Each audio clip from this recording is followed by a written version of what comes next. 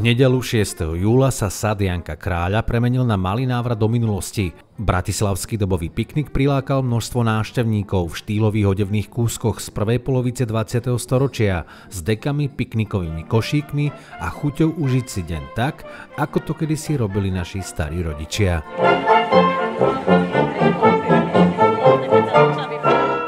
V úvode podujatia zahral CAK orchester, ktorého dobové melódie okamžite zaplnili park nostalgiou a pripomenuli časy Prvej republiky.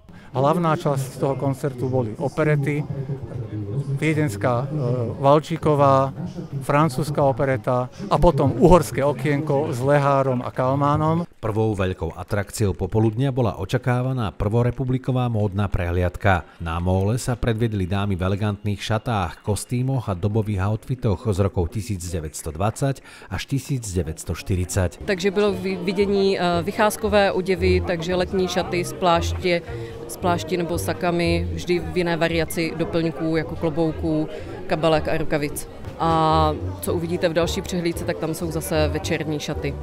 Dobový fotokútik ponúkol možnosť nafotiť si spomienky v kulisách Prvej republiky a stať sa na chvíľu súčasťou starých čias.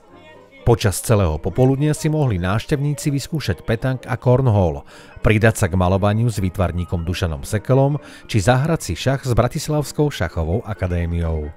Pre návštevníkov dobového pikniku sme pripravili pestrý program. Jednak je to aréna, kde si môžu zahrať, kto chce proti komu, vyzvi svojho priateľa, kamoša, alebo aj okolo idúceho a uži si to. Okrem toho, tu na magnetickej tabuli vám môžem dať nejaké šachové hádanky. Hudobný program pokračoval vystúpením mix kvartetu. Už počas ich hrania sa pred pódium začali zhromažďovať prvé tanečné páry. Dobrá nálada a rytmy minulého storočia strhli návštevníkov všetkých vekových kategórií.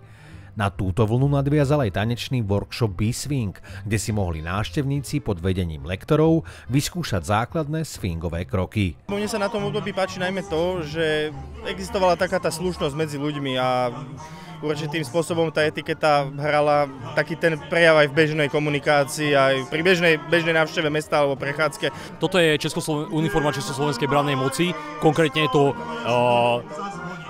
obyčajný radový vojak pešieho pluku 10 Jana Sladkého Koziny z Brna. Návštevníci v dobových kostýmoch sa zapojili aj do súťaže o najlepší outfit. Na záver organizátori vybrali ten najlepší. Záver patril očakávanému koncertu Fat Jazz Bandu, no už po niekoľkých skladbách prišiel dážď.